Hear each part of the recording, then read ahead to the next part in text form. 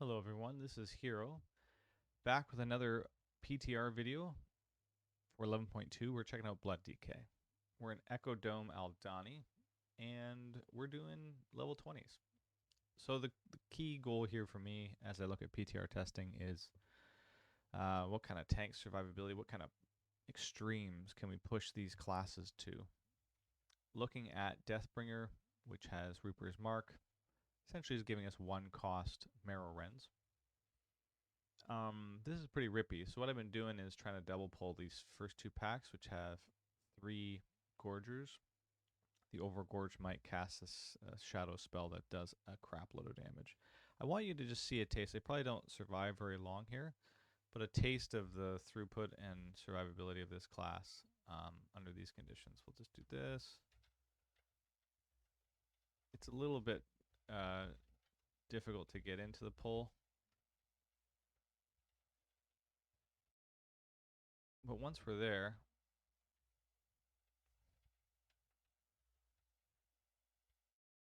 you can see it's really quite rippy. Oh, I'm gonna die.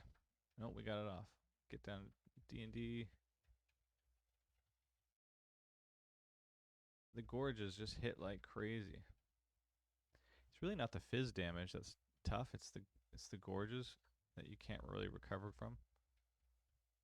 Oh, oh my goodness. So you can see the gorge here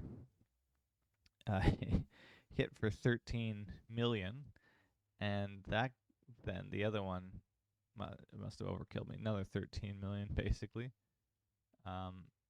plus the engorge after they've pressed their gorge button also hits pretty hard. But I might have lasted quite a while there. Where were we at? We're getting Lua errors. It does not like us. What we were doing there. Let me release.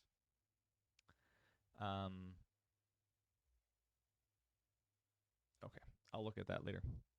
The takeaways for me, blood feels pretty good. So I've not been able to double pull on my Brewmaster.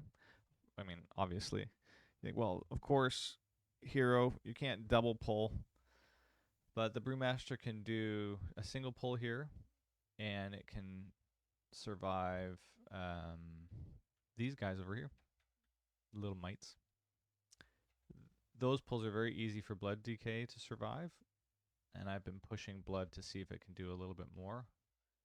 Maybe I can grab the double mites just to show you. I think I might die. I better wait for Dancing Room. I like this build.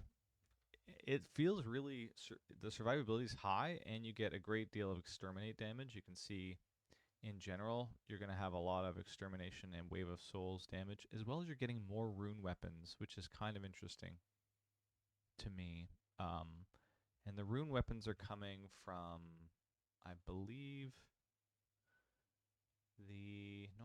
not the tier set. I think we're getting rune weapons from Exterminate, maybe? Oh yeah, the chance, 25% chance from the first scythe. So technically, yes, from our tier set, because we're getting 2 extra casts of Exterminate up front. We're getting that first scythe strike twice, which means you might have more dancing rune weapons out, which is excellent because they do a lot for our build. They're helping give us some durability and damage. All right, let's see if I can. Is this guy here? Just sneak over here.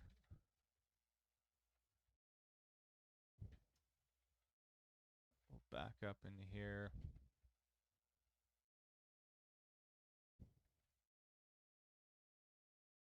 We're just gonna die, I think.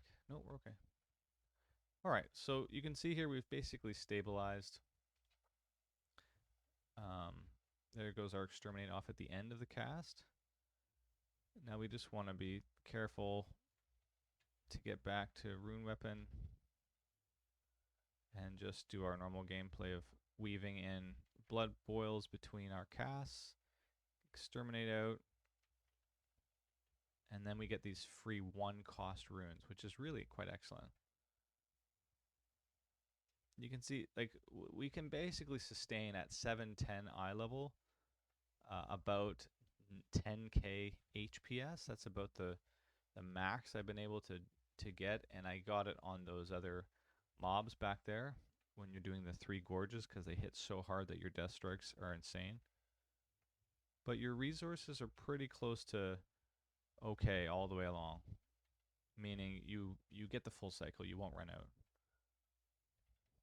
Hopefully don't die here. Just make the mistake. There goes the...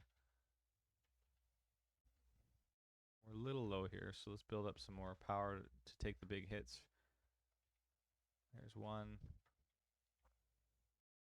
Here's 2. We should be back to something here. Nope, we're gonna die. Oh no, we got them.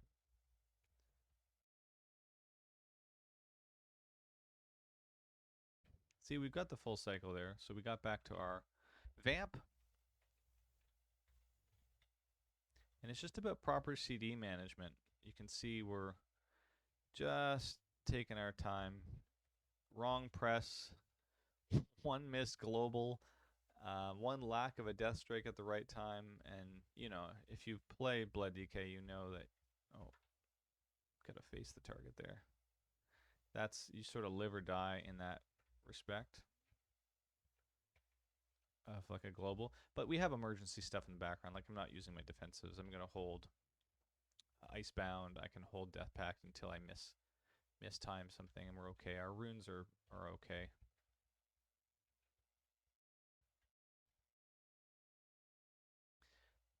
So yeah, look at, we got about 4 million. I guarantee most of that is these big slashes you see going off, the big scythes. There's probably ways to do this that are a little more technical. Let's pop Pact and we'll get defensive.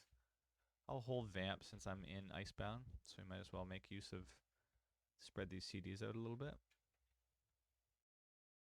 There we go. We'll Vamp now for the next big hit, and then we'll pop dudes.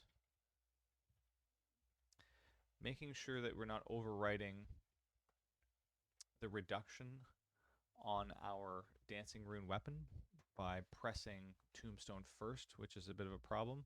See how I just got a bunch of CD off Dancing Rune from pressing Bone Storm.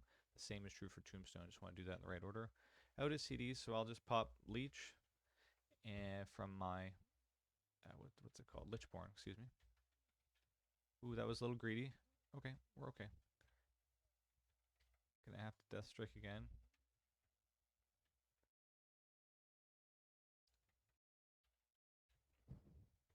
But in general, you can see it's okay. Like, we're okay here. And it's pretty good damage. If we'd done a normal pull on a 20 here, you pull like these 4 packs together and then you nuke them down, and you will get up front, because of the 2-piece and the 4-piece, those casts of the Frost Scythe from here. You see I have the 2 right here ready to go. Gotta get myself back those will go off right away, and then depending on what blows up, you might get the extra damage from things exploding, and then you get 1 at the end, obviously. But those extra 2, and then cooling it down on a 45-second, I find really, really valuable. Well, we haven't even done Sacrificial Pack yet, for example. So we're really, we've gone all the way around the corner with all of our defensives up. Kill this guy. And yeah, we're back to Icebound. So this build works, or Blood DK works. You can bring it into a +20, and yeah, I know I'm not killing everything. Maybe this is, obviously it's not news to anybody that Blood DK can survive, but for me, doing some of these bigger tests, especially the double pull over there, to see what kind of, how far we can push it, I find a very satisfying part of doing the testing. Because it, look, people are going to be upset at where Blood DK is, saying, you know, it's garbage. It's not going to do enough damage in Mythic Plus to be relevant. It's just going to be Vengeance DH, or I guess Prot Warrior now as of the filming, because Prot Warrior's a little bit busted with its bleeds. The bleeds are doing so much healing. A fueled. I think it's fueled by violence, something like that. Which is great for nothing wrong with that for Warrior. Warrior's been out of it for a while. But from a DK's perspective, I'm pleasantly surprised with where we're at. I'll just pact here. And let's Icebound.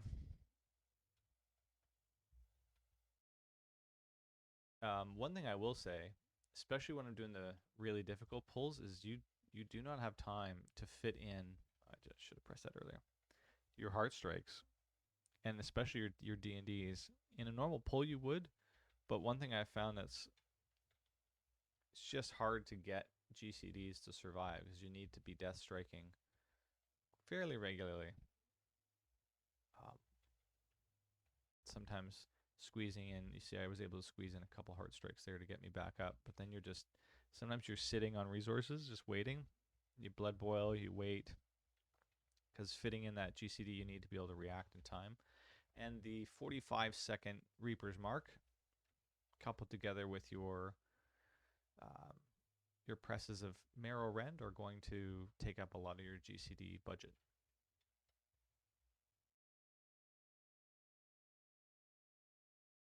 But it's that's a nice cadence though, is you get a couple Marrow Rends with your 4-piece to get your exterminates out, and then the other buttons are cooling down your Dancing Rune weapon. Back to Reaper's Mark, fire it off. You can see there, and then just fill in. Oh, that was a mistake. So I didn't really have the bone shields to fire off Tombstone. I needed to do more, but too late.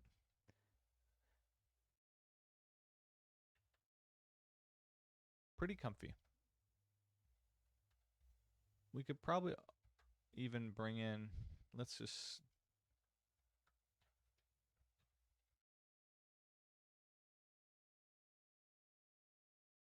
we'll kick this just to get us started.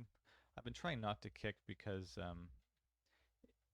it doesn't help you test very well if you kick everything. Just pack that. But you can see I sort of need the GCDs. I'll kick one more gorge because I'm a bit behind here. Okay, get some GCDs. Yikes.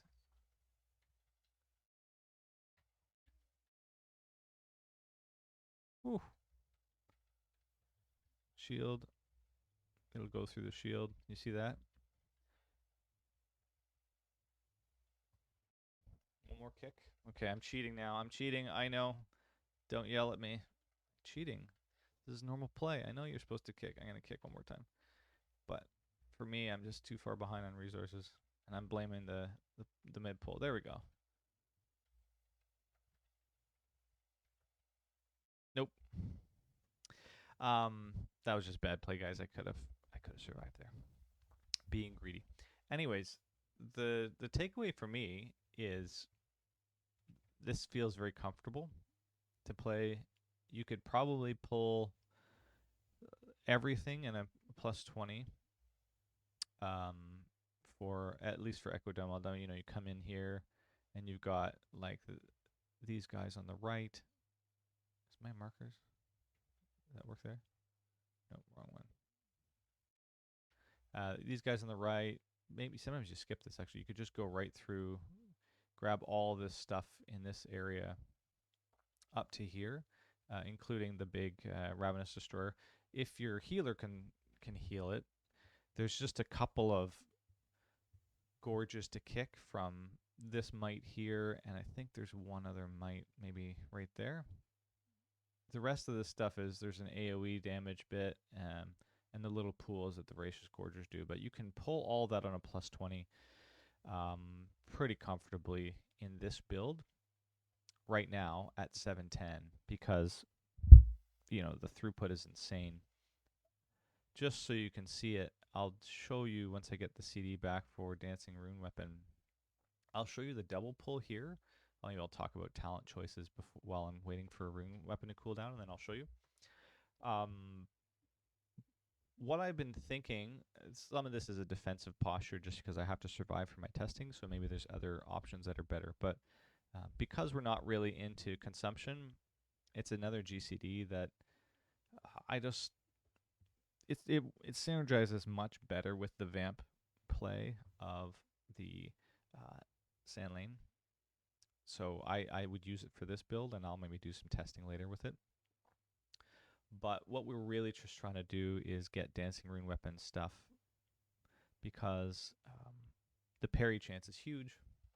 Having these out all the time is massive for building up stacks. So every time you summon them, you're getting 5 Bone Shield charges, which we can then explode on things, and it saves us GCDs. The other talents, I think the main one, if you're doing really hard content, is having things like Blood Tap. And I was thinking seriously about trying Rune Tap because of how bad the intake is for damage. You can see me pooling runes a little bit in this build. But when I do a double pull like this one up here, I do run out of runes at a certain point. Making sure you have, I think, Red Thirst and Umbilicus Eternus is essential, and I think Purgatory is also basically essential.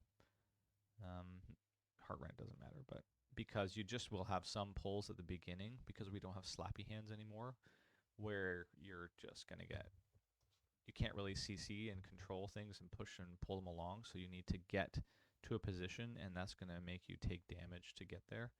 So you can do Icebound, but that's 2-minute CD. And Slappy Hands gave you the advantage of giving you those Bone Shield charges as you went into a pull, whereas now you have to lead with Dancing Rune into an immediate Tombstone, or you basically die.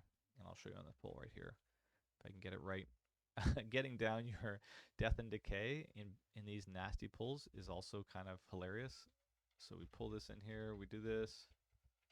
Can we get... Okay, we did. I will shield this first one since it's so bad. I need to get my stuff up. We'll get this one down. I have to Icebound this. Watch this damage that comes through. Boom. You see that? Those are 3 gorges. You just get completely clapped. I'm going to pack this. Oh. I didn't even get out of it there.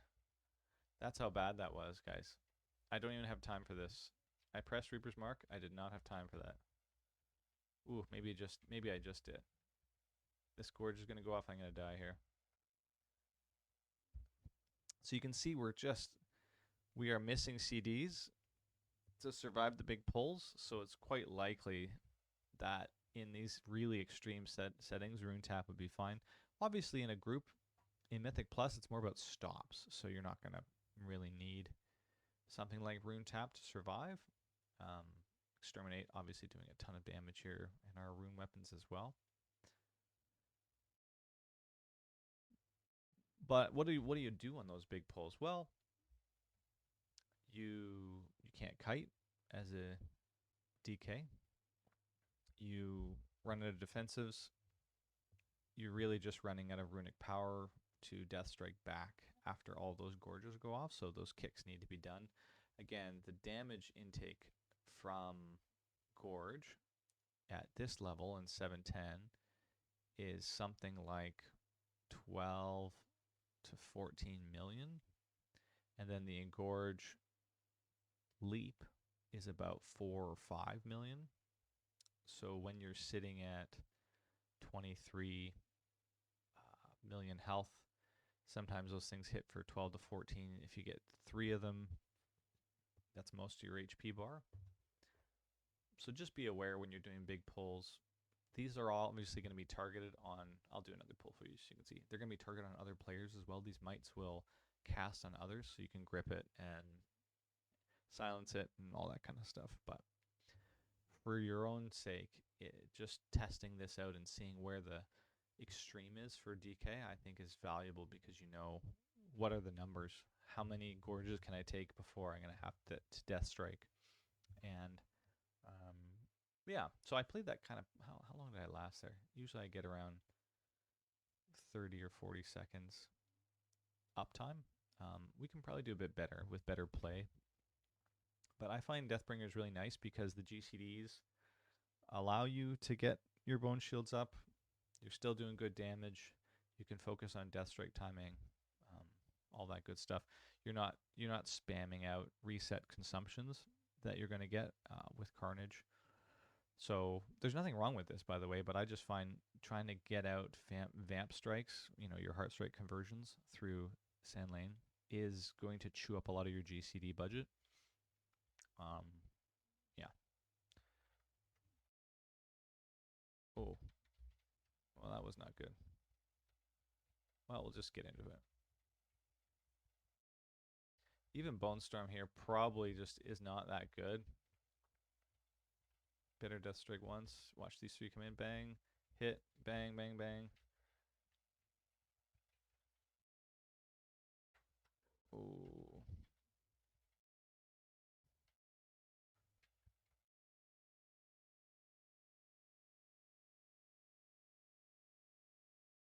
Come in. Oh, I didn't even make it. I didn't even make it through the third one. So 2 hit. You can. Oh, that was a. Where's my Death Strike? Those 2 hit and then I died. Yeah. Good test. So, yeah. Thanks for coming along for these tests. It's always fun to check out where the tanks are at, especially for me, what kind of survivability they are offering. On the utility side, we still have all the good stuff. Like you got to reserve a few points for Gorfiends, I think, in Mythic Plus. There's a lot of other options like Asphyxiate's probably worth it here, and maybe you do some utility for your friends. I didn't even get the leech. And there's a few other builds I think I'm going to consider for Deathbringer and probably Sandlane. Things like the foul bulwark stuff, this is probably a little more valuable. And also, I think right now I'm testing Stone Skin, and you're likely just going to want FC because 18% or I guess 20% with the bonuses on your talent side. I forget. Something like that. Yeah, maybe it's 20%. Is really, really a lot of strength. So those procs for 18% strength are probably just going to be better. But that's a look at where Blood DK is at. I think it's a lot of fun. If you like being in control and basically choosing to die when you want, this is the spec for you. I think you will see reasonable damage out of Exterminate in big pulls. Probably not as broken as where Prot Warrior is at right now. And Brewmaster Monk also seems to be pushing a significant amount of damage. But Blood is very serviceable. And, even though we lost Slappy Hands, you still have grips. And I think the one thing is that Slappy Hands has done is made us somewhat lazy as Blood DKs. Long range grips are really kind of niche mastery, meaning if you can time it right and are paying attention, it's a lot to hold in your mind as a tank to also be doing those grips and getting those interrupts. But I think that part of the mastery of tanking has gone away with so much of the AoE stops that something like Vengeance DH has brought to the table for a long time. Chains gripping things in. I mean, we even have Gorfiends, but the Sigils of Silence making it so you really can pool together a big pull and have mobs basically doing nothing but auto attacking you. With the changes now to a longer cast time for so many of these abilities, you can see the Gorge, for example, is pretty reasonable. The cast time on it, it's like 3-second cast, right? That's something that you can get behind as a player of a tank, where your utility has more to do with single target stops rather than these big AoE moments, even though you do have the utility of Gorfiends in the background. That Gorge takes a long time for that to cast, and my suspicion is we will have that as a baseline for most of the casts going off in the dungeons for 11.2. That's healthy for me because it means tanks that have a lot of these stops, like 2 grips, asphyxiate. You've got obviously your kick that everyone's got. Why do I keep pressing that? Keep pressing the wrong button. Let's kick that. We have got Blinding Sleet as an AoE too. There's a lot of stuff going on here. That's a pretty low CD.